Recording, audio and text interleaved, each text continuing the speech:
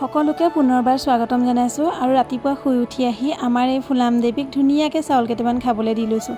চাওকচোন ইমান ধুনীয়াকৈ খাই আছে তাই। তাৰপাছত ৰাতিপুৱা ময়ো পেট পূজা কৰি এয়া পাই গ'লোগৈ অফিচ। তাৰপাছতে আমি যাবলৈ লৈছোঁ ক'ত যাব লৈছোঁ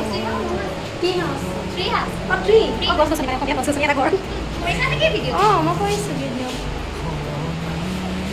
ৰেডি হৈছে আৰু ক'ত আহিছোঁ গম পাইছেই নিশ্চয়। আজিলৈকে মই আহি নোপোৱা এখন কেফে, ট্ৰি হাউচ কেফে। এই কেফেখন আমাৰ যোৰহাটতে আছে। যোৰহাটৰ গড়আলিত সোমাই লেফ্ট ছাইডে ওপৰতে ধুনীয়াকৈ লিখা আছে ট্ৰি হাউচ কেফে বুলি, আৰু ব্লু কালাৰ বিল্ডিংটো।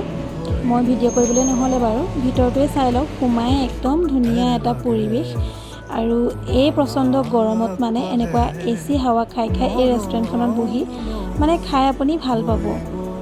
আৰু ভিতৰটো দেখিয়ে নিশ্চয় গম পাইছে ৰেষ্টুৰেণ্টখনৰ নামটো কিয় ট্ৰি হাউচ হ'ল, কাৰণ ইয়াত ধুনীয়াকৈ এনেকৈ গছজোপা ডিজাইন দি সজাই থোৱা আছে। এজোপা অৰিজিনেল নহয় বাৰু, কিন্তু অৰিজিনেলো আছে। তাৰপাছতে আমাৰ বাইদেৱে এয়া অৰ্ডাৰ দিছে। আধা ঘণ্টামান ডিছকাশ্যন কৰাৰ পাছত ফাইনেলি আমাৰ অৰ্ডাৰ দিলে।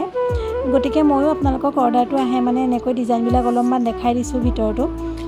যদি কোনোবা আহিব বিচাৰে আহিব পাৰে।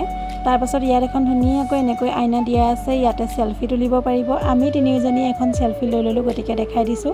তাৰপাছতে আমি অৰ্ডাৰ দিয়া এইফালে বিবিম্বাপ, তাৰপাছতে ফিছ ফিংগাৰ আৰু লগতে ননভেজ কোৰিয়ান বাও।